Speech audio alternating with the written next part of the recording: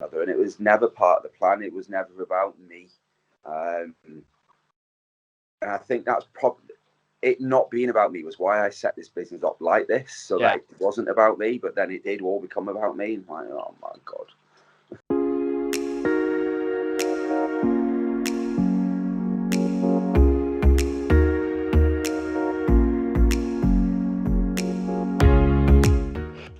Hello everyone, and welcome to episode 2 of the Bad Boys Doing Good podcast. I'm obviously the host, Jake, and here with me today, I've got the master behind the pasta, the man with the plan, the big shot himself. We've got Lee from HM Pasties. Finally, we've got this episode in the bag. We're going to get a good episode today, and obviously behind the mic, hidden away behind his camera, we've got T, the producer. So, first and foremost, Lee, thanks for coming on, man. It's been such a long time in waiting, but I'm so excited to get this conversation in with you, man. Me too. Thanks for the invite.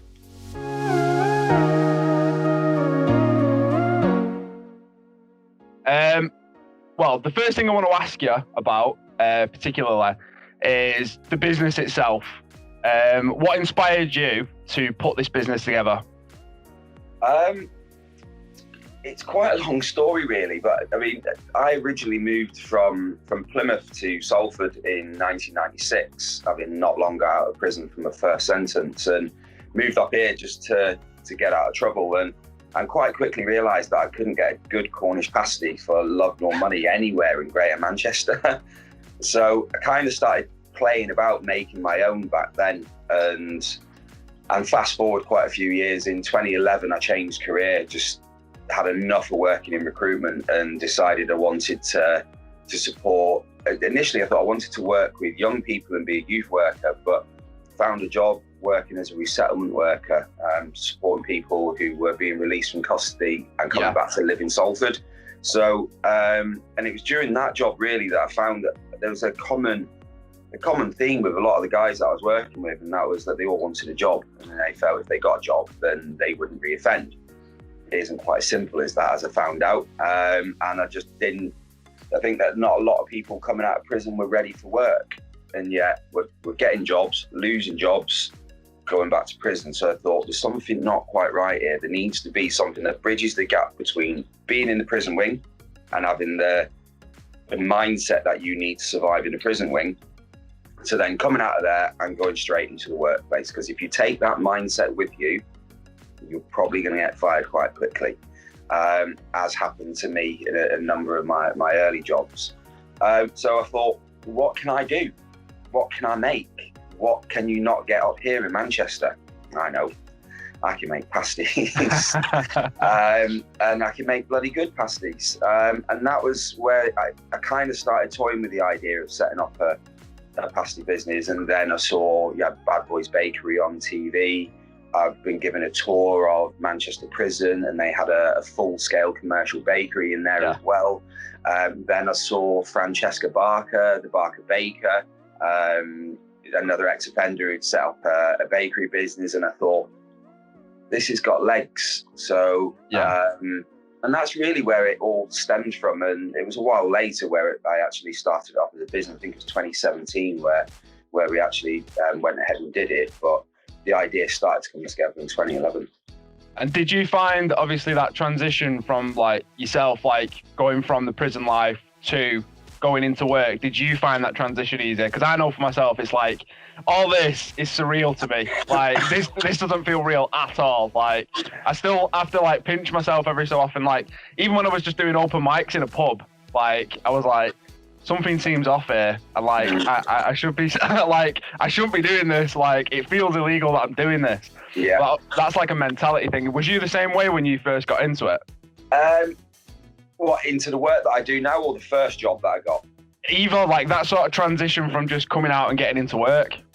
The first job was, I was lucky really. The employer that I found was really, really supportive, and whilst I was far from the model employee, they I think they just saw something in me and worked with me. And every time I heard they had a job opportunity for a promotion, I went in and asked for the job, and went from being on the shop floor earning £3.25 an hour just putting screws into floodlights. I then asked for a job in the office, and I'd done a computer literacy course in prison, and that gave me the confidence to go and ask for the job in the office, because I knew before then I'd never used a computer. I was a complete technophobe. A pager was about as good as I got when I was a naughty boy back a few years earlier. So technology was all fairly new. So went and asked for the data entry job, got that job. Then little by little that just progressed, and after 18 months of working for them, I moved to London as a trainee regional sales manager. And that just unearthed another set of problems, really, because a few things that I firmly believe in that can impact someone's journey, and that is isolation. Yeah. I just think isolation is, particularly if you've been struggling with substance misuse or you've got a traumatic childhood and things like that, you stick someone who has got a traumatic history, plonk them somewhere on their own, and then with a resource to go and get whatever it is that they want to help them cope with that. And before you know it, people are going to resort back to old coping mechanisms. And I started drinking quite a lot down there. I was on my own from Sunday evening till Friday. And then at Friday, I'd get in my car, drive back home to Plymouth, or drive back to Manchester from London. And then Sunday, I was driving back to London and then drinking throughout the week, not sleeping very well. Before you know it, I fell asleep at the wheel of my car, smashed into the Central Reservation on the M5. And yeah, that kind of brought the end of my career in London. Yeah. But And I do think that is one of the issues that I think of when you take people out of prison, you put them in a flat on their own, give them a job, and then expect everything to be okay. Sometimes it is, but I think that's more down to luck and just a real personal determination. Because I think most people with 24/7 on their own, or even, you get home from work at say 5 o'clock and you're on your own then until you go to work the next day. You've now got an income, you've got lots of stress because you're now paying all your own bills, you're paying your rent, you're having to feed, clothe, entertain yourself, all off this limited income that you can't go and do anything to turn that into more income. What you've got has to last.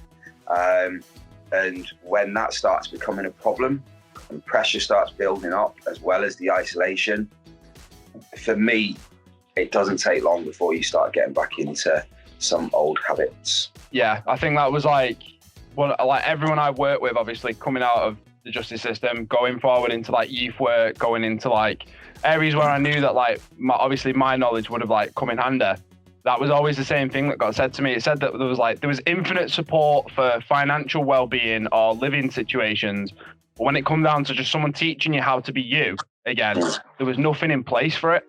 Yeah. And obviously that now apparently is more prevalent in obviously the way that the justice system has gone over the last couple of years. You'll know yourself, man, like anyone that you work with these days who's been through the justice system has the same level of problems that it's always been, but it's still that confusion that's in place of like, how do I integrate myself back into real life? And like how, especially when people haven't got like a traditional family structure and that sort of thing, but you can replace it with work, and obviously that lasts for, like you say, however long that lasts for. It lasts until the novelty wears off. That's it. That's exactly it. And then it's the trudgery of getting up every single day and not being able to do what you want. And I don't know about you, but myself and a lot of guys that I've met in prison and through all my support work, we don't like being told what to do. Yeah. and you spend 8 hours a day somewhere being told what to do by someone, and not in a fluffy kind of way that's going to get you to respond nicely. You get bark orders and instructions and things like that. And I've never been one for do this or else, because I'll always go with the or else rather than the do this, because that's just the way that I am. And I meet so many people that are like that if you give them an ultimatum, you really better have that or else ready, because that's the option that they're probably going to go with. So I don't do that in in my work, I don't give ultimatums and the or else's. It's I ask people to do stuff. I don't tell them what to do. And it gets done. But yeah, being told, coming out of prison and having orders and instructions and things like that didn't work for me. It didn't work for me. I don't think it works for many people. And then, I used to be an employment coach, and a lot of the focus on getting men and women now out of prison, and we put them on construction sites. Now, I wouldn't have lasted 5 minutes on a construction site, because as soon as some alpha male on a construction site had started trying to be Mr. Aggressive with me, I'd have probably hit him. Yeah. And that would have been it. I'd have been blacklisted off all building sites in the area. And I just have slight issues with people coming out of prison and going into that ultra macho environment. And I don't think a building site's too different from a prison ring, to be honest with you. No, I'd argue that. And again, this is like a lot of my mates who like came out and carried on to work and stuff like that. They all went into tradie work. Do you know what I mean? So like, I always had that same mentality with them. Whenever I'd meet up with them, I was like, "How are you getting on?" and stuff like that. And the anger issues are still there, man. It's just they've done what they did to survive when they were on the wing. It's just I'm gonna keep my head down because I've got to pay my bills. Do you know what I mean? Yeah. So like, whenever I sort of like think about this, and like obviously, I look at it now from a different perspective as well, being a bit older, because it was 10 years ago for me now. So like, I think about it in the sense of like, how do we actually get to a point where like you said, you put together a business where at the core of your business, you know that you're, like you said, you'd prefer someone to be the or else, so that you can get things done, but without shouting orders at them. You can still maintain your business is like booming. Do you know what I mean? Like you're doing exactly what you need to do and maintaining a good business, and it comes from the heart. So do you think that more of that needs to be put into place in terms of the way that we as a society now work with ex-offenders and keeping them on the straight and narrow going forward, and obviously keeping businesses like yours thriving that way? I'm not too sure how to answer that. For me, I think the most important thing that we need to do as a country is forget about the fact that and forget about the phrase of rehabilitating anyone. Yeah. I don't think that anyone can rehabilitate anyone. No matter how long you put someone in prison for, no matter how much work you do for someone, you can't rehabilitate anyone.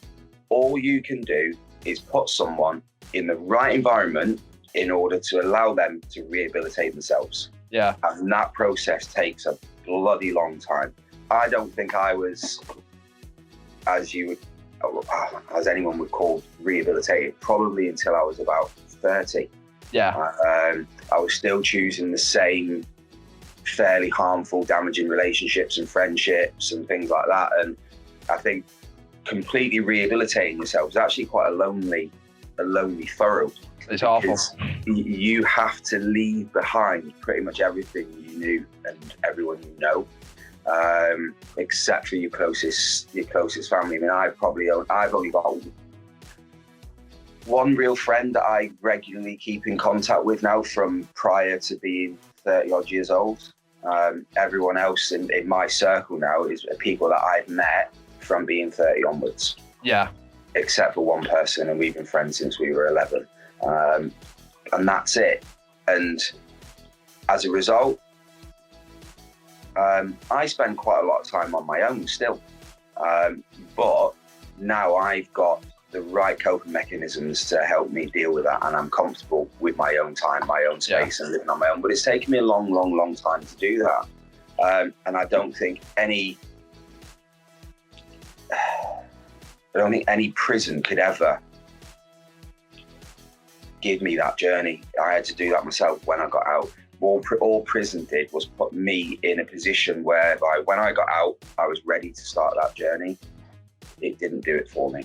Yeah, I think that's like, again, like you've raised like that perfect point there about like it's a healing process. Like it took you, it might have took you longer than most people, or it might have took you, I believe some people never really actually fully come out, and I've seen that. Do you know what I mean? Like, and I think that's always been something that's been integral about our justice system is that, yeah, there was always that focus on rehabilitation. But like, as you said, like it's not the same. You can't apply the same rules to every person. And it does have to be tailored. Some people just need to get out and just get on. And, you know, if that means them working and then finding a place and then, you know, making a family or whatever, some people need that. But then there's other people that are too emotionally damaged to put that framework together straight away. Yeah. And like in Manchester, especially, what I've noticed is it seems to be there's this like death coil. I call it a death coil because it seems to be you either go one way or you die. And especially when it's grim to say it like that, but like, obviously the influence of drugs in our prisons, especially in Manchester, is still prevalent and it's still a huge problem. And drugs will always be a problem in prison. Yeah, and I think one of the massive things that always was a concern to me, especially now working with a lot of young offenders, like in the work that I do in terms of working in schools and that, like they're now addicted to the drugs that older prisoners were just getting addicted to when, you know, 10 years ago, right? Yeah. And it's just a quicker through line, and that's what I mean. It's a death coil. So when we talk about like the problems, especially for Manchester specifically, what do you think Manchester faces, or like the Northwest in general, in terms of its justice system? Like you can fire away here and speak on all cylinders. Like, I just think the whole justice system is really, really dated. Yeah. You know, we've tried transforming rehabilitation. It was an absolute disaster, which I think was never designed to protect the public. It was purely designed to save money. Yeah. I just don't think that you can save money when, I mean, ultimately rehabilitation is all about public safety, really. You can't cut corners and you can't cut costs when you're trying to protect the public. And that's all that's happened. They've just cut costs, cut corners in order to save money, and not really put protection of the public at the forefront of that. And then handed that over to private companies and said, here you go, you can make some profit in this. And if you give a private company an outright choice between making profit or protecting the public, they will put the profit first. And I'm so glad you mentioned that. It's been proven that they've done that. And that's why the contracts are being cancelled and brought back early. And I'm so glad to see that. And, you know, if you look, when I was in prison, food was really good. You know, you had a full cooked breakfast. I mean, I was last in prison. I got out in 1997. So you had a full cooked breakfast and you had a choice of porridge, sausage, bacon, eggs, which a lot of people are going to really complain about that. Our prison's too soft. But that's what it was like. And I come out of prison a much better person. But today, I think they get a budget of like £3 something to feed a person 3 meals a day. I don't care about your buying power or how big that is. You can't feed someone a healthy, balanced meal on £3 a day. Sure, Jamie Oliver would probably prove me wrong on this, but I can't see how you can get a... Jamie Oliver's got a bit of a bank as well, and so if he's willing to put his money where his mouth is, get involved in the justice system. We'll get him working on it. He's done all right. He did all right with the well. I swear, did Ramsey do a pasty thing at some point, or was it cakes? He did Bad Boys Bakery. That's Bad Boys, but right, yeah, that's what I'm remembering. Yeah. Was that the show where they hired people to they made the cakes in prison, right? And then he hired people to be in his restaurant when they were getting out. No, they basically, Jamie Oliver's had one. I think it was called 17 or 13 or something like that, which was a restaurant that specifically employed people with criminal convictions. And Gordon Ramsay, he went and did the TV program Bad Boys Bakery in HMP Brixton. Right. And basically, I mean, he just streamlined what they were doing and made one really, really good product and sold that product to, I think, 200 odd Cafe Neros in London, and it was a lemon drizzle treacle cake, I think it was, that they really hit the market with. And Bad Boys Bakery is still doing very well. I've been down and met the guys running that a couple of times. So when didn't that show air like early 2000s as well? Yeah, it was quite a long time ago. Yeah, and what they're still running as a business now, like successfully. Yeah. You've got them, you've got Custodio Pie Corporation as well in HMP Berwyn. They're doing really well. and then obviously you've got all the Clink cafes and restaurants. Yeah. So for me, I think that the food industry is a much more. Yes, I mean, not everyone who works in the kitchen is like Gordon Ramsay. Yeah. So I'm talking about that ultra macho environment of construction sites where I'm not necessarily sure is the best place to put people who are trying to move away from that kind of lifestyle into work. I think in the kitchens, it's fast paced. Yes, there are instructions being shouted out left, right, and centre, but it isn't that ultra macho environment. You haven't got the time for it. Yeah, no, of course. Like, you know, when you first started the business, and like you said, you knew that you could make good pasties and that sort of thing. Did you specifically go in with the intention of going, I want this to be in prisons, or did you just go, I want to call this HM pasties and then put it out of prisons? No, I was sat at home trying to think of the business name and thought, what on earth am I going to call this thing? And I thought, what do we do? No, we hand make pasties. And that was where the HMP come from, handmade pasties. And I'd always wanted to create the jobs this side of the prison gate. Yeah. I think there's a lot of good stuff that does go on in prison, but I wanted to create sustainable employment this side of the wall. As it turns out, we're going to be doing a bit of both. So we're looking at moving a big chunk of this is where it goes full circle, right back to 2011. We're moving a big chunk of our production into the bakery in Manchester Prison that I saw when I was doing my tour of it in 2011. That kind of planted the seed for all this.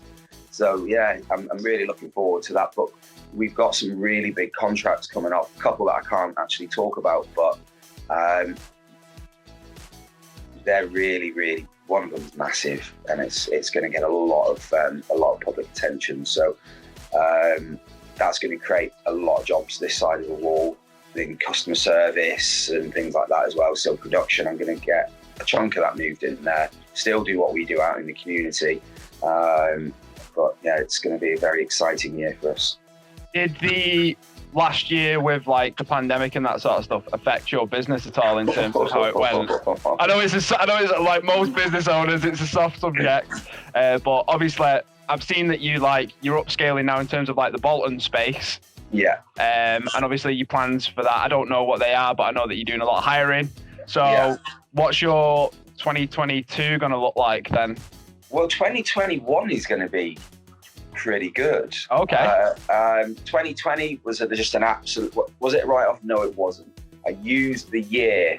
So in 2019, in October 2019, I left the charity that I've been working for to set HM Pasties up on my own as an independent business. So it took a few months to get the brand name and all that sorted out, and get the trademark and all that sorted out, and then find a kitchen. So by January, we'd done all that. And then I was about to sign the lease on the bakery, went and met all my customers. They'd all agreed to start buying from us. So that's the likes of Manchester Uni, Jodrell Bank, Larry Theatre, places like that. And they're like, yeah, great, glad to have you back. We'll get you set up and we'll start buying from you. And then the pandemic hit and they all closed overnight. And it's like, oh my God. What am I going to do? We've just signed a 5-year lease on a bakery. It's a substantial fee we need to pay for the trademark as well. Shit. What have I done? And I'm fortunate. I've got two really, really good business advisors working with me, and they helped. One of them helped me write a funding bid to the Forward Enterprise Trust, who they fund organisations that are either run by people recovering from addiction or ex-offenders, providing job opportunities for similar individuals. So we put in a funding bid to them and basically spent most of 2020 getting that bid right, getting our kitchen sorted, and trading at markets, really. The Levy market, I don't think I'd be here right now if it wasn't for the Levy market. They kept a good bit of income coming in, kept you feeling positive in spite of everything around you just feeling shit. When you go there on that market on a Saturday, it's amazing. Did you enjoy doing the market setup? Like, I love it. That's not work. That is not work. That's just going out, having a chat, meeting friends, and eating good food, fair trade swaps and things like that with other traders. I absolutely love it. And that really kept us going through 2020. Then we got our funding, just short of 70k in November, and it was then right. Let's get going. And the idea then was we need to COVID-proof the business so that no matter what is going on, whether we're tier 1, tier 2, tier 3, total lockdown, no matter what happened, we're able still to trade. Because the last thing I'd want to do was lay anyone off, because you take away the income straight away like that, there's a risk that someone's going to reoffend. Yeah. And I couldn't have that. So we did everything we could to make sure that we kept people on. Yes, we cut back hours and things like that, but we didn't lay anyone off. And what am I up to? Yeah, that was it. So we launched the e-commerce section on our website. Yeah. So now, as you know, you can order pies pastas through our website, and we deliver them anywhere in the country. And that's gone really, really well. And then the BBC, we had an article with BBC News Northwest go out, and since then, I don't think I've had that many hours sleep. It's been baking, delivering, baking, delivering, baking, delivering, and that's my life at the minute. But I love it.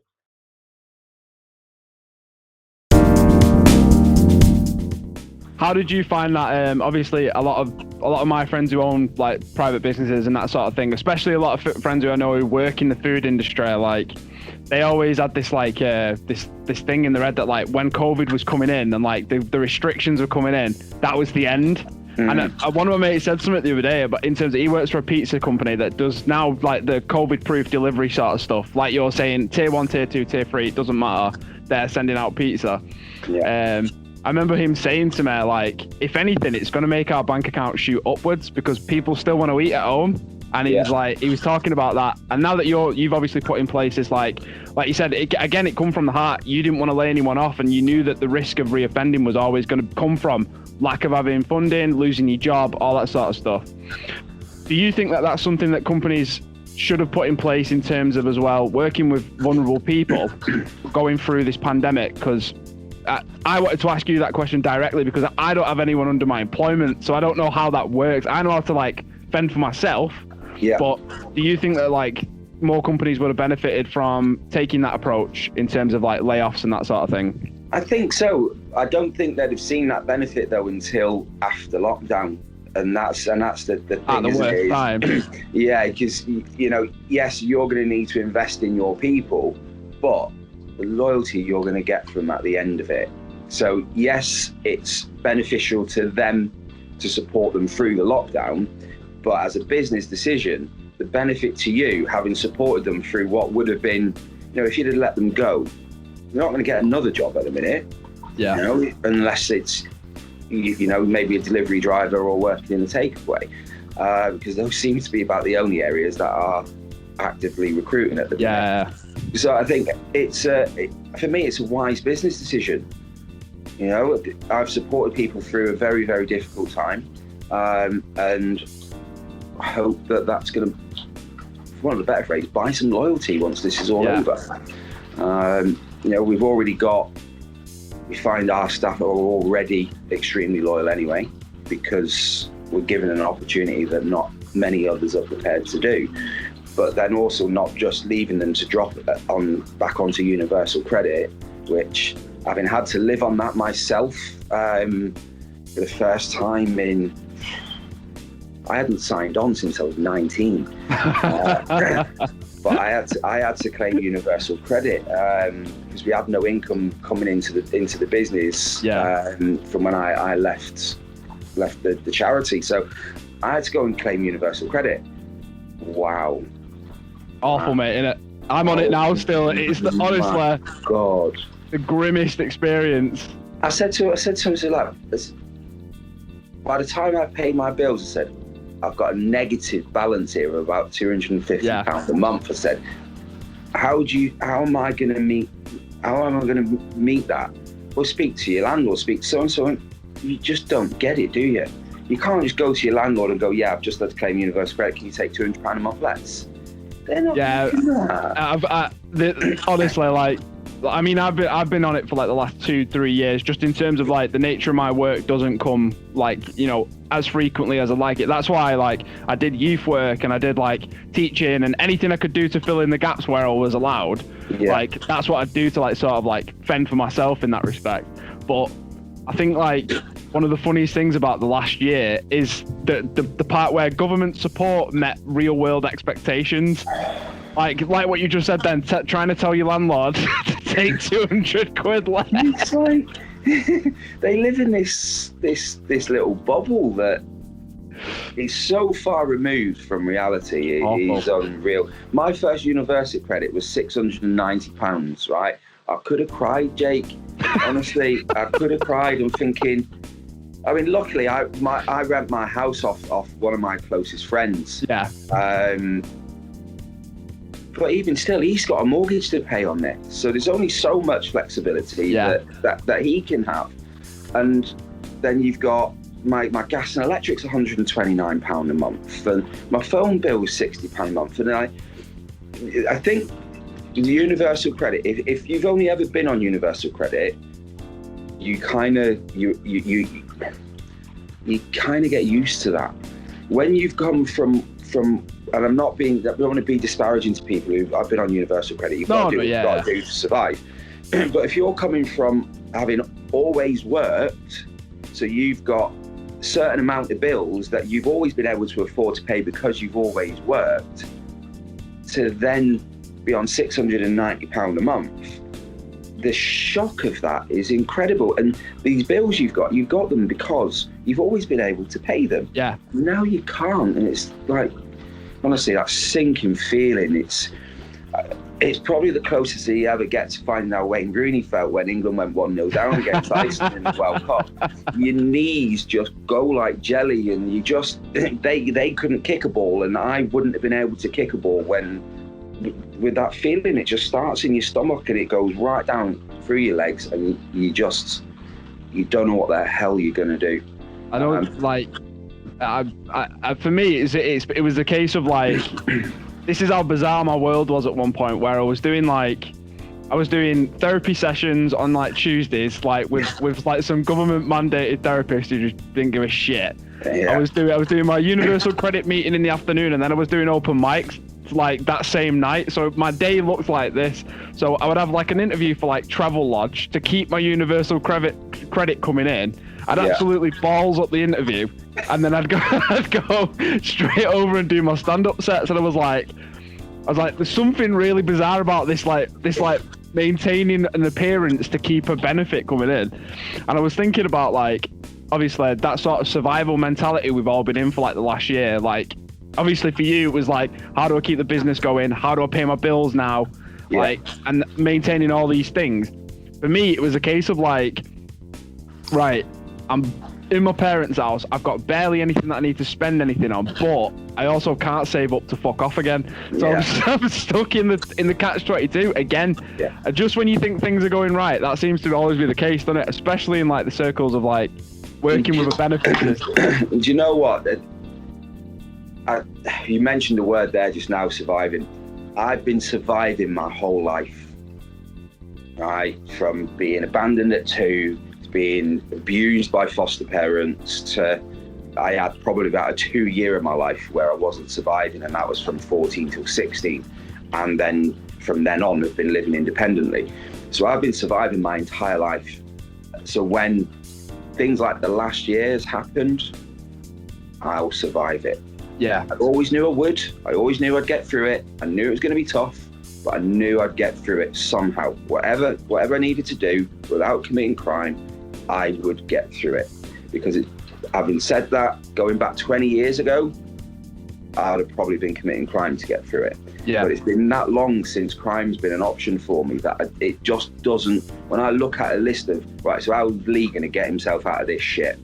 Crime or committing a crime never appears on that list anymore, whereas it used to be right at the top.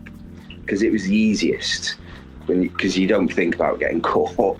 The easiest solution to my problems 20 years ago was to go out and rob something, to go and do this, go and do that. Now I can't and don't want to do that. It's just hunkering down, battening down the hatches, just living on eggs and bread and things like that, just things that are going to give you protein and carbohydrates and stuff. And basically did that for quite a lot of 2020. Yeah. And we're now, it feels like we're coming through that. The 12th of April, is it the 12th? Yeah, like the 12th onward seems to be like when things start to return to, like, I won't say normal, but like whatever phase, I'm distrusting of the government as it is, mate, but that seems to be a common theme among us. So like the way that it seems to be going is like things are allowed to start happening again. Yeah. Under that sort of quotation mark. So we're expecting quite a large influx of wholesale orders and things like that when the world starts to open again. And I've had confirmation of a number of pretty big deals, which will, I'd say by October this year, we should be having 4,000 to 5,000 pies and pasties sold a week. Wow. How does that make you feel? Very, very, very proud. Nervous because from an environmental health point of view, because for me, all I think about is quality and food safety. That's it when it comes to my product. Quality, food safety, quality, food safety. If that means I don't make as big a margin, that's fine. As long as the quality's there and the food safety's there. I want everyone to eat my product and go, wow, that's amazing. And I also don't ever want anyone to have to come back to me with any type of food poisoning from eating my product. So yeah. Those are the two main things that I focus on, because whilst we've got a great story and a great business and we're trying to do some great stuff, if our product's shit, it ain't going to be long before we're out of business, and then we can't do the great stuff that we want to do. So the focus has always had to be on the quality of the product, and but also the quality of the journey, because if we don't get the positive outcomes, again, people are going to look at us as a business, so you're not actually doing what you say you're going to do, and then we won't be around for much longer after that. So everything's around quality product, quality jobs, a quality experience for people coming through HM Pasties, and ultimately the end of that, sending some really quality employees out to go and work with other organisations. Yeah. We can't keep them with us forever. We'd like to, but we can't, because we'd never have new vacancies, or we'd only have new vacancies as we took on more business. So you'd end up getting to a point where you're stuck, and I don't want to get to that point. So the idea is that people will stay with us for, really, we say 12 months, but it's just forever as long as they need to be, until we think that they're ready to go and work for someone else, and then we'll do everything we can to broker a job for them and support them to move on into that. If they need uniforms, knives, chef's whites, whatever they need, they'll get that when they move on, so they can hit the ground running for. So do you have like, I was actually going to ask you about that. So I know that obviously you keep a set amount of employees, and you have like a rolling rota, so that you're constantly keeping, new men and women coming in who've been through the system. So when it comes to the support system going forward, how did you formulate that? Like, where did that come from? Because like you said there, you can support them to get there if they want to continue in. Say, for example, there was someone who worked with you that didn't want to stay in food, and wanted to work in a different area. Like, how did you set up the sort of transition phase for that? Well, it's kind of, I've kind of been is crafty the right word? Maybe it is. It's what I do for a living. It's what I've been doing for a living for the last 10, 11 years. I've just now wrapped that up into a pasty business. I'm a qualified employment coach. I've worked as an employment coach for 4 years prior to doing HM Pasties, but then prior to that, I worked 8 years in recruitment. So this kind of work, it's what I do, it's what I'm passionate about, it's what I know best, combined with making what I really love. Yeah. And what's the grand goal then for the scope for HM Pasties now? Do you see it becoming a like a spider web business where you've got all these little pasty shops and market stalls all over the Northwest? Or do you see it going further than that? I think the easiest way for me to sum it up is I want us to be the Timpsons of pies and pasties. Yeah. You know, I've met James a couple of times. He's an absolute inspiration, and was my first ever lunchtime pasty order was to Timpson's head office. Wow. So he's been incredibly supportive of what we do, and obviously Timpson's have been going, I think, about 70 odd years, so we've got a long way to go.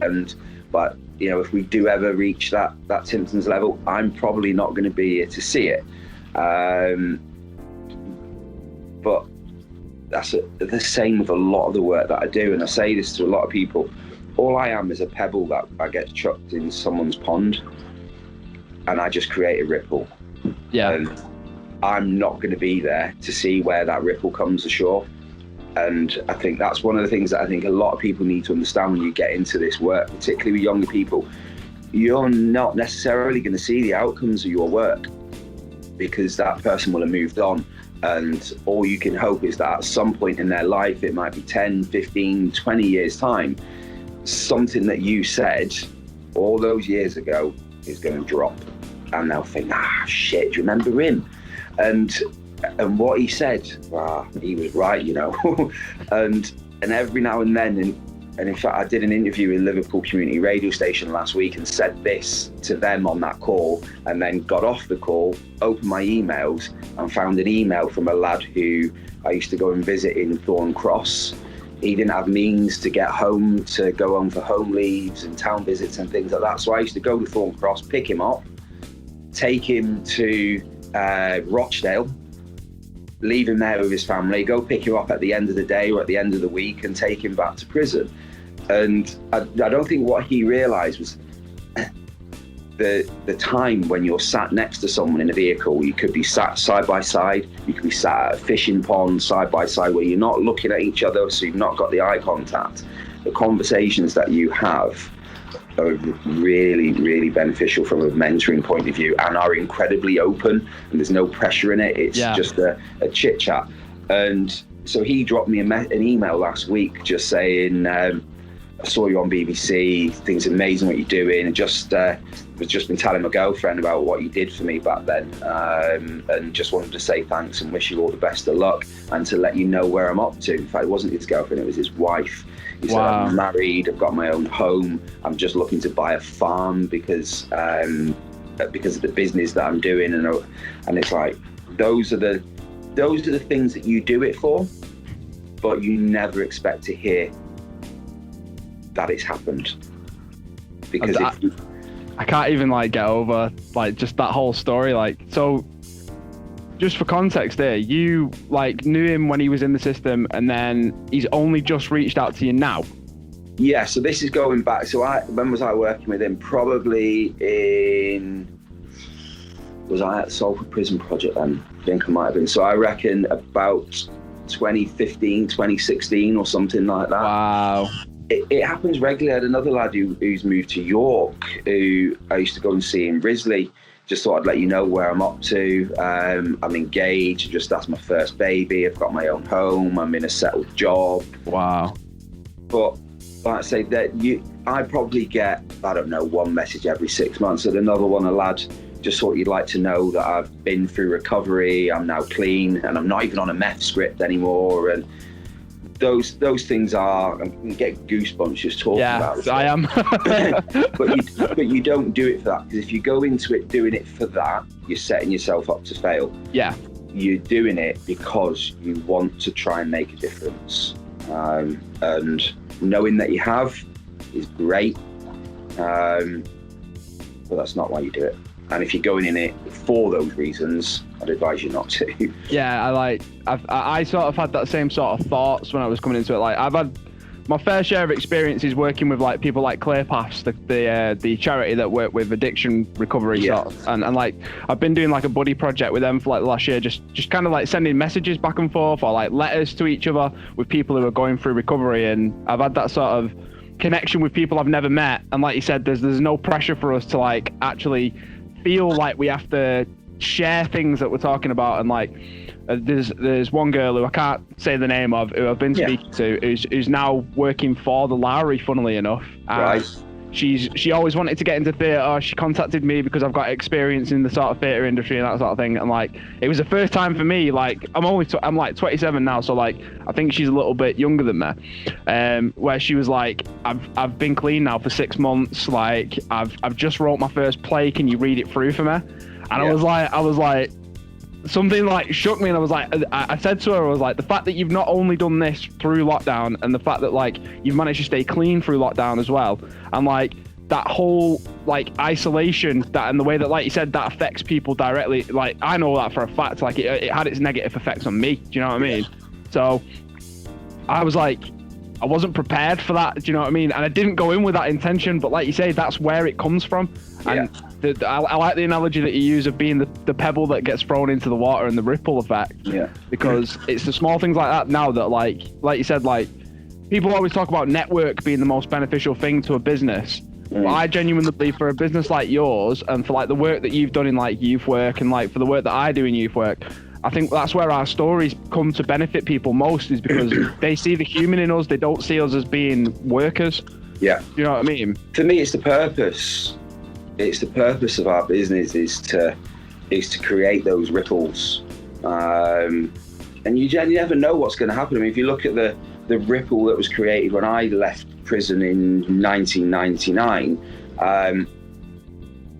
when I got that job, you know, yes, it was not my dream job. You know, it was far, far from it. It wasn't well paid, but it was a job. It started, and I rang, I can't tell you how many recruitment agencies the day I got out of jail, and just said, I don't care what the job is. I don't care what it pays, as long as it starts tomorrow. Because I knew I had that finite opportunity of getting out of jail and sorting my shit out. Yeah. And didn't waste any time. And a lot of people say to me, have you got any advice for people coming out of prison? Yeah, I have. Don't expect anything from anyone just because you've decided that you are going to change your life. You need to do it yourself. And when you do it yourself, yes, it's going to be harder, but at the end of it, that journey where you don't owe anyone anything, right? You don't have to thank anyone for the journey that you've been on and completing that journey. And it's one of the things in the job that I've done for the last 10 years that I really don't like, is people turning up at my door. I've just got out, what are you going to do for me? What are you going to do for yourself? Because I'll help you do that, but I ain't doing anything for you. Yeah. And I just think that because the prison system's another big care system, a lot of people who are in prison have been in a care system before going to prison, and they're just used to just filling in that app, sticking that app in, and yes or no, you get what you want or you don't. Life isn't like that. You can't just fill in an app and get my business. You can't just fill in an app and get a job. You've got to do that. Particularly with job hunting, you've got to be prepared to do that 20, 30, 40% more because you've got a criminal record. Yeah. You can't do less than your average man on the street. You've got to do more. And that is things like apply for a job, write down the job you've applied for, ring the company that you've applied to the job for and say, I applied for the job on this date. Can you tell me what's happening in my application?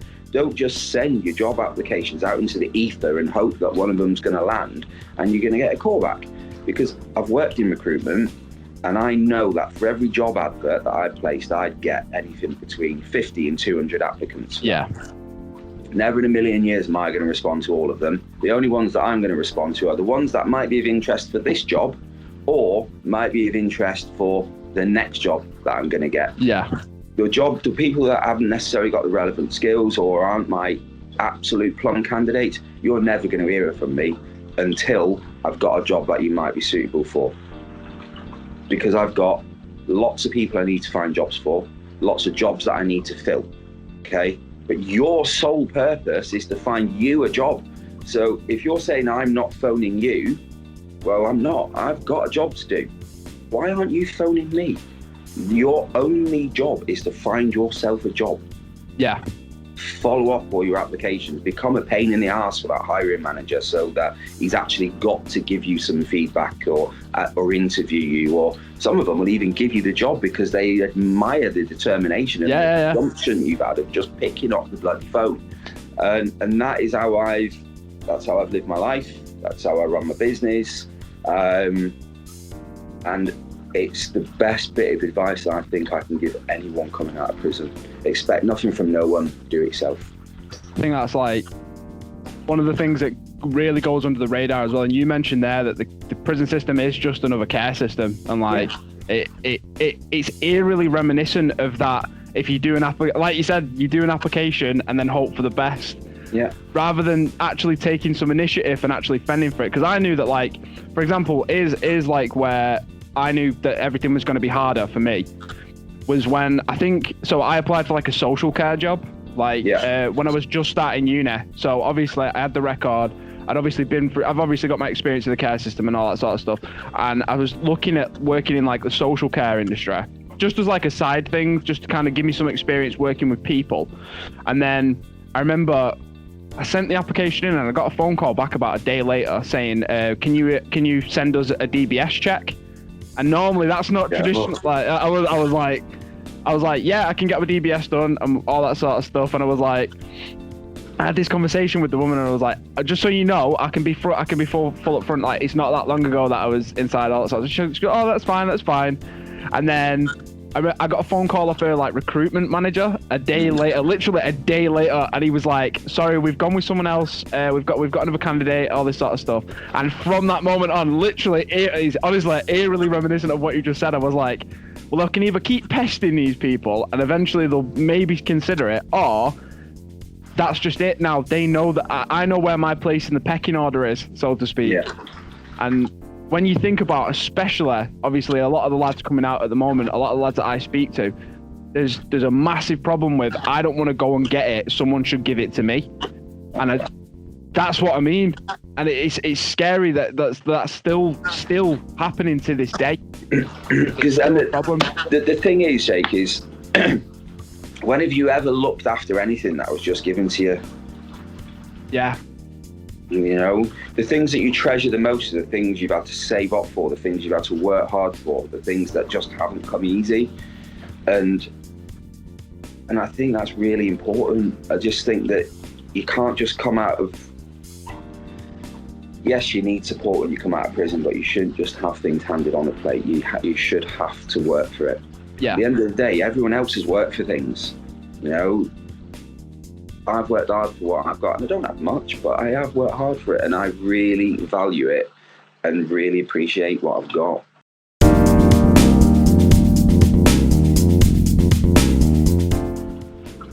We've got T on the chat there saying he's got one question to add. Yeah. T, what have you got for us there, mate? I think you're on mute. Hello? Okay, can you hear us, T? Yeah, I can hear you. What was the question, mate? When you've looked back on your business and your journey so far, what kind of legacy do you want to leave behind, and how has your journey so far helped you come to that conclusion? I think I am living proof that, and this is the same line that I did put out on BBC News.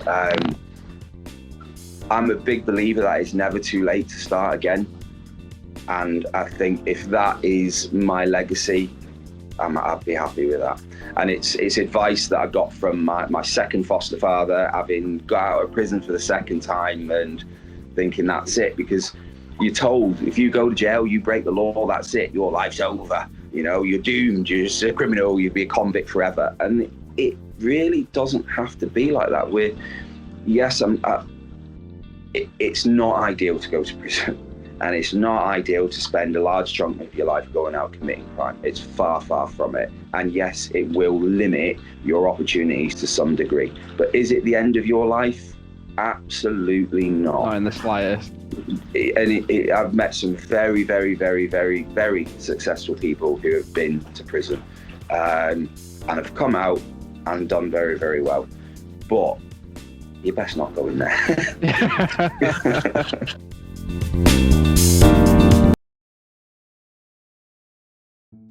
So obviously we spoke about pretty much the origins of the business, everything what your story's led to now, your input into the world.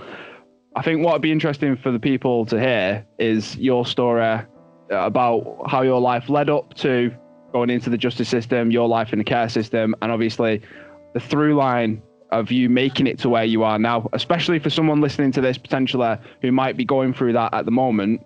I know when I told my story, my intention was to make it a little bit easier for the next guy to tell his story. Yeah.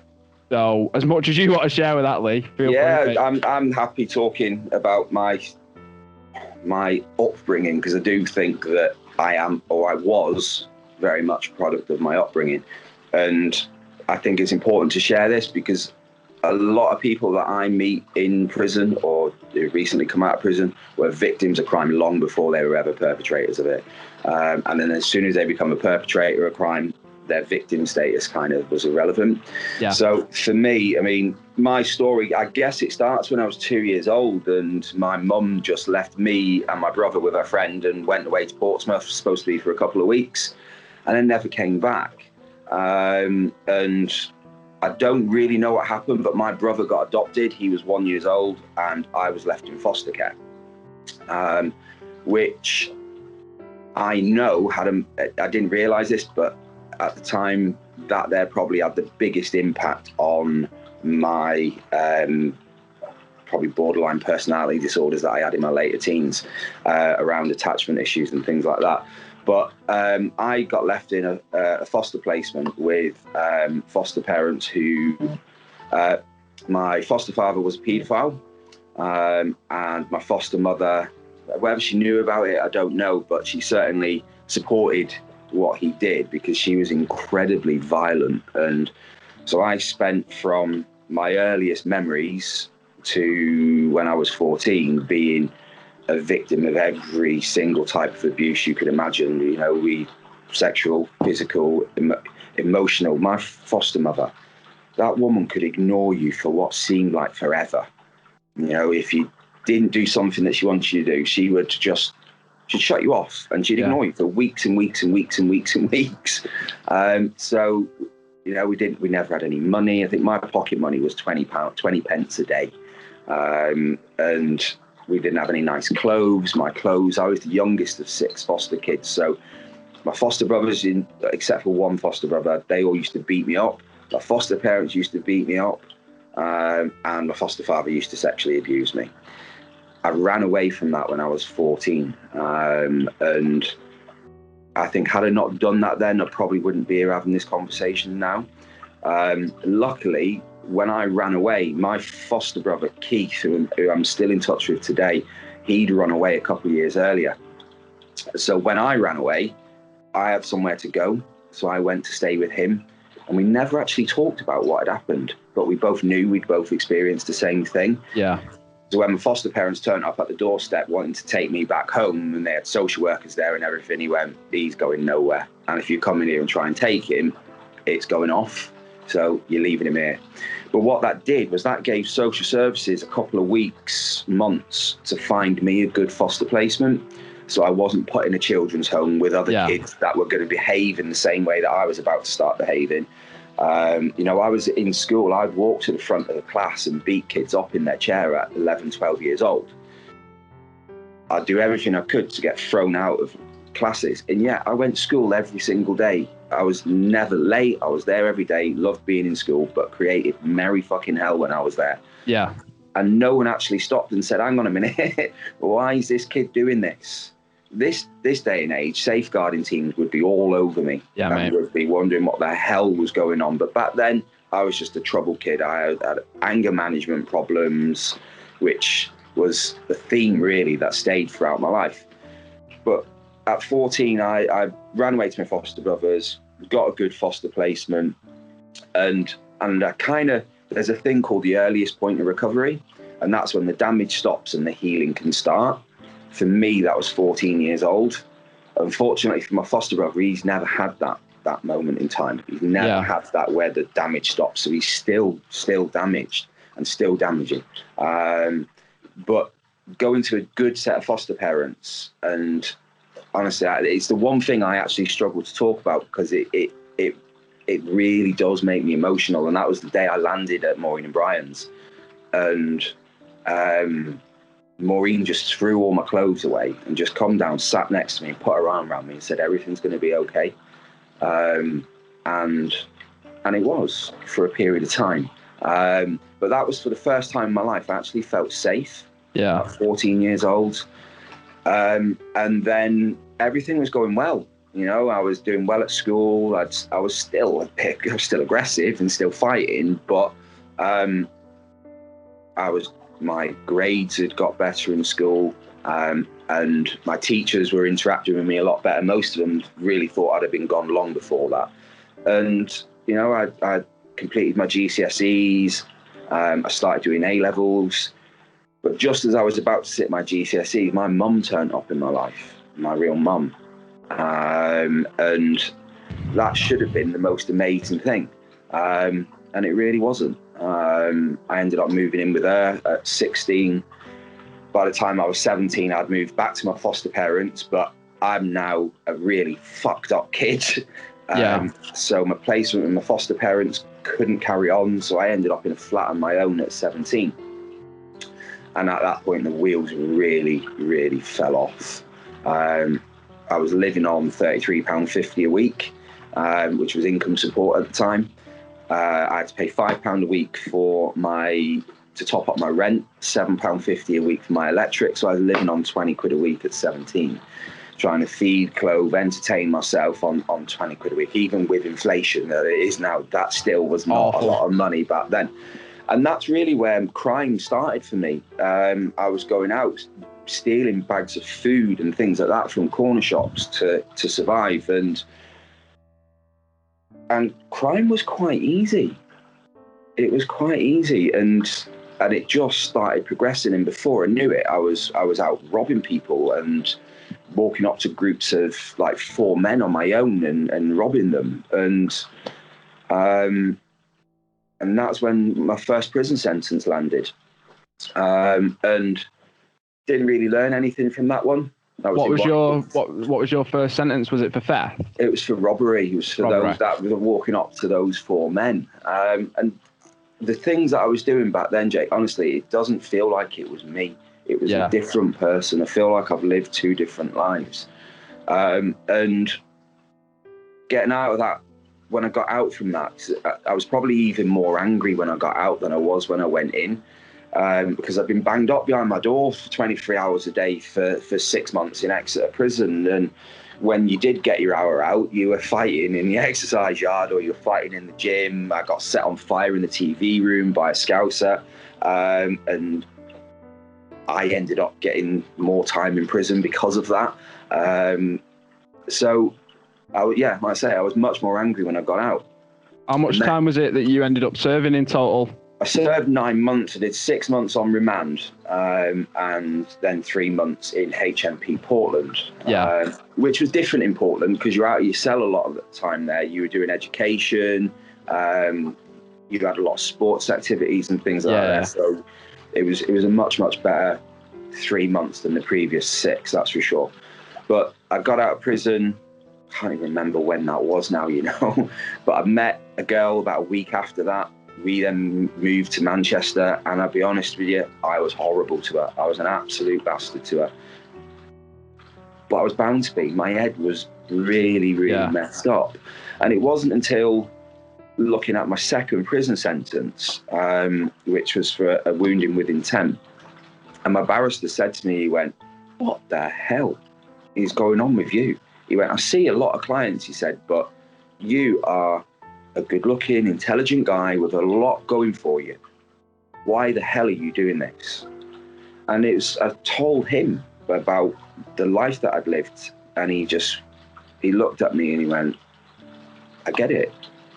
He said, "I get it. I get why you're doing this." Yeah. He said, "And I get why you're angry." He said, "You've got every right to be angry." And you know what? He was the first person that had ever said that to me. He said, "You're right to be angry, but what you're doing with that anger is not acceptable, and you need to do something about it." And it was that conversation really that led to me wanting to get therapy when I was in prison the second time. Yeah. And I had therapy every week for about 15 months. That was part paid for by the prison and part paid for by probation. And I feel incredibly lucky to have got that, because there wasn't one-to-one therapy in prison back then. Yeah.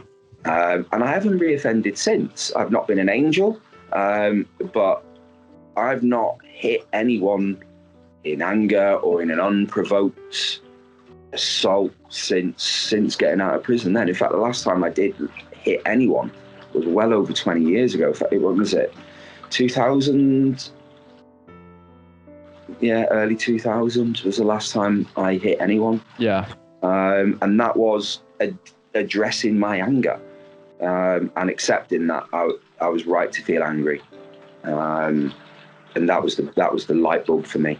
It's honestly like I was holding back the tears when you were talking then, I have a very similar story to you in that sense as well. Like my mum was involved, my biological mum was involved in the sex industry, and I was took away from her. And I'm fortunate in the sense that like I was fostered in and out of care, but fostered by the family that I'm living with now, who were my childminders. I don't know if in the first episode, like I ended up here now where I'm at, like back home briefly as it were at the moment in my adult life. But mine went through that, and I remember like how bad the care system was in I would have been in care in like 95, 96. So like I think about like there was rape all over that care home.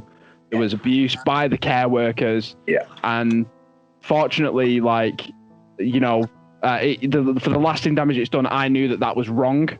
Yeah. And I knew that was a thing. And going forward in my life, I knew that was something that, like, I never wanted anyone to experience, which is obviously part of the reason why I ended up in the situation that I ended up with that landed me locked up. Because obviously what I thought was protecting my friend from a sexual perpetrator, and I had a fight with him and then got sent down for it. Right. So when like I first heard about like just your business and like the warmth that comes from your business, and obviously like I didn't even know your story. Like it's the first time hearing it now for the first time, and honestly it's so eerie how it like similar our stories are. Most people who have been in prison, Jake, it's similar story. It's maybe not the sexual abuse, but there's abuse, there's domestic violence, there's neglect, there's every other type of abuse, which it's all trauma for a child. Yeah. And I've yet to meet anyone in prison, even the ones who say to me, I had a good life, mate. When you analyse it, I mean, I had one lad, and he still messages me now every now and then from Ireland, where he's over there running a pub. And I picked him up strange ways, took him home, and his mum's like, I don't get it. All his siblings, they're all great. His brother's in the army, but he's just a little shit. I'm like, when did he start becoming a little shit? She went, when he was 11. And I went, well, what happened when he was 11? Nothing. I went, come on, something's happened when he was 11. She went, yeah. Well, nothing that didn't affect us all. And I went, well, what was that? She said, his brother died. I'm like, oh my God. And you said nothing's happened. I said, was it his older brother? She went, yeah, it was his big brother. He idolised him, looked up to him. So his figure. Right. And so at 11, he's lost his idol. You are all wrapped up in your grief. You've ignored him. He's learned at 11, he gets attention from you by being a little shit. And everything he's ever done since then was purely to get your attention. The crime he committed, it was all petty crimes, silly little bits of crime, stealing cash boxes. Nothing was, there was no major crime. It was all just attention-seeking behaviour that he'd learned from 11 years old. And his mum's like, oh my God. They'd never even thought about that, because at the time, they were all wrapped up in their own grief, but they'd forgotten about the 11-year-old. Do you think that, obviously, like you say, I know full well it's the similar story for a lot of us, but like when you mention them, there's a point where the damage stops happening and the healing starts happening. Do you think anyone really knows about that in that sort of circle? Because I've noticed that there's definitely like a disparity between lads who continue to reoffend when they come out and then continue to do worse and worse crimes, shall we say, Yeah. And them not realizing that there's a point where you can change. Like, and obviously, full circle here, back to where we was meant to come to. Where did you start seeing the positive changes happen in your life? Past that point where you got to then, where did you start seeing you could make something of yourself? Do you know what? I always knew I had potential, and I always knew that I wanted more than what I had. And that's probably what's driven me. I just always wanted more, and I was never ever going to let the fact that I'd been abused define my entire life. He had enough of my life. He took enough of it. He took my whole childhood, and I wasn't letting him take any more. So I kind of always knew I had potential to do something good. I think probably getting the job and I know I screwed it up, but getting the job as the regional sales manager and moving to London, I felt like like a footballer. I'd learned to drive just to get that job. So I'd never had freedom or money like it in my life. I had a company car, company mobile phone, company fuel card, everything that I could ever have dreamed of. And it went to my head a bit at the time. But that was kind of the first time where I thought, you know what, I really can make it. If I can get this job, I just need to not make that mistake again. Yeah. And I've not. And I still, every now and then, I message that finance director from that company. And does he get back? Yeah. He's at some point, I'm hoping he's going to be involved with us with HM Pasties from a finance point of view. He's retired now. He's retired. But yeah, he's a big part of the reason why I'm here. That company, but more so Steve. He could have and should have fired me on more than one occasion. And he gave me a final written warning once, and I opened it, looked at it, tore it up and handed it back to him. Wow. Gave him the keys to the car back and walked off. He just stood there and like, what? And that was, that was the way I was back then. And that's what I'm saying. It took me a long time to be fully rehabilitated. I would never do that now. Never in a million years would do that now. I'd take my bollocking and take it on the chin and maintain my job. He wasn't firing me. It was the final written warning. But I just tore it up, gave it back to him and handed him the car keys and walked off. And so, yeah, it's been a long journey. And it might sound strange. There's not much of it I'd change. Yeah. Because even the abuse, but for that, would not be doing this. I wouldn't be the person I am now. I wouldn't be as resilient and as strong a person as I am today. And no matter what happens in my life, I will pick myself up, dust myself off, and crack on. Because I know no matter what happens, no matter what anyone does to me, whatever anyone says about me, I could be homeless, I could be jobless. Nothing's ever going to be as bad as 2 till 14. Never. Yeah. And that gives me this real incredible strength that means that I won't take no for an answer. I won't stop until I achieve what I set out to achieve. I think it was honestly, the resilience that I feel like people like us gather in those critical moments, almost shield us from the worst of things going forward, because there's no amount of adversity that I've faced in my life. Like you said, I'd never change anything. What I did, I accept that action and I accept my consequence of it. Yeah. But going forward in my life, I don't think I'll ever change any. If someone ever say to you could go back in a time machine and do anything different, I wouldn't do anything different at this point. And I'm only just realizing that now.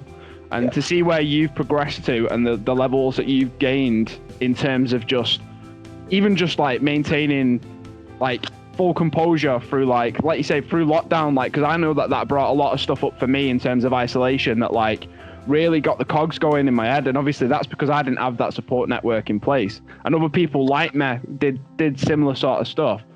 But to close out the episode, man, as like the final. There's just one thing that. Go on. And that is I hear this saying a lot, and that is that prison will either make you or break you. Yeah. And I don't think it should be. It should only make you. But if you go to prison and you're already really, really broken, unless you are really strong inside, it's going to break you even more. Yeah. And it shouldn't. It really shouldn't. There are people in prison whose mental health is absolutely all over the place, and they're in prison. They were victims before they went to prison. They probably started all substance misuse and things like that because they were victims of some real horrible stuff. They go to prison, and there are people in prison who go there and victimize them even further. And that, for me, should really, really stop. Yeah. There needs to be more done around mental health. Prison is not the place for you if your mental health is all over the place. No, I completely agree. And to the average person watching this, who's never had experience with someone who's been through the care system or justice system, what advice would you give to them in terms of, say, for example, supporting someone going through or coming out of that system? What would you say to them? Do you know, this is something that an ex-girlfriend said, and that is, none of us choose how our life starts. Yeah. We only choose how it ends. Wow. Yeah, I've not even thought of it like that. Honestly, that's like one of the things that like always concern me about people asking me my advice on that is I can't give you a one size fits all for every lad that comes out of prison. I can't give you a one size fits all for every lad that comes out of care. But what I can say is if you sit and listen to someone as a person, 9 times out of 10 you can relate to them, and if you can relate on one topic, you can make that person feel like they're welcome no matter where they are. Yeah. I like to walk a mile in their shoes and just think, given that set of circumstances, that start in life and that situation, what would I have done differently? And invariably, probably not a lot different. Yeah. There are like things like sexual offences and things like that. There's no set of circumstances I could ever put myself in that would make me think that was okay. But there are other things where you just think, wow, given your options in life and the start that you had, what other choice did you have but to follow that path? Yeah. And I know I would never, ever have ended up in prison had I not been put in care with a paedophile and an abusive foster parents. I'd never have been in prison. It doesn't even take like philosophy around life or like even like a psychology major or anything like that in terms of just a little bit of information about like when you know that someone's experienced that level of trauma in the past, especially like at the time that we're like, obviously there's a I'm not saying you're that much older than me, Lee, but there's a couple of years between us. Like the way that we grew up directly influenced the choices that we made through our life as, like you say, a ripple effect, whether it's negative or positive. And the trauma especially latches onto the things that mean the most to you. And I've noticed it in relationships. I've noticed it in my relationship with wanting to work in certain environments and that sort of thing. And I've noticed as well, the people that I work with now, the people who are in addiction support or who are going through the homelessness stuff at the moment, especially in Manchester, that trauma latches onto them rebuilding as well. So there's always that shadow cast over everything that you do, and it's about giving light to it. And this is why, like, for me, when I set this podcast up, I wanted to open this door for men who don't typically speak about this stuff, because there wasn't a manual I could open when I walked out and just go, right, you're going into uni, you're going to be doing drama, you've been reading your scripts in your cell, you've got 6 performances to do, get it done.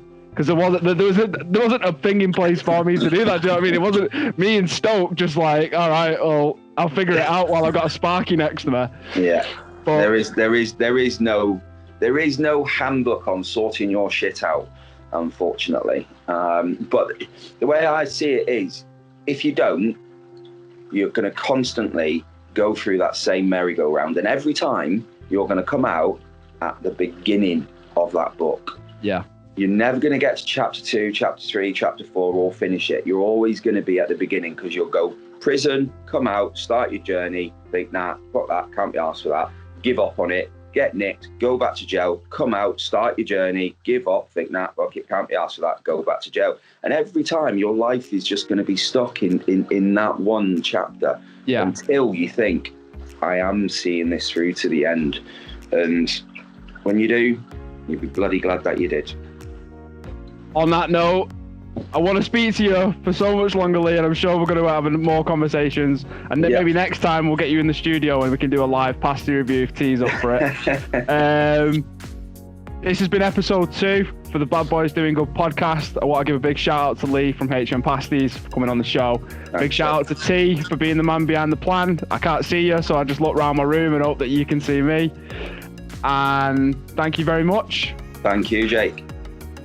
Yeah, HM Pasties, we make artisan handmade pies and pasties. All our ingredients are sourced as locally as possible, fresh ingredients. We don't use any fillers or anything like that. All you get in our pies and pasties is what it says on the label. That's meat, veg, sauce, seasoning, and our absolutely incredible pastry. You can buy them from our website, www.hmpasties.com. And we can deliver frozen pies and pasties to you nationwide with our courier, or we'll drop them off hand delivered to your door locally around Greater Manchester ourselves. And that's it.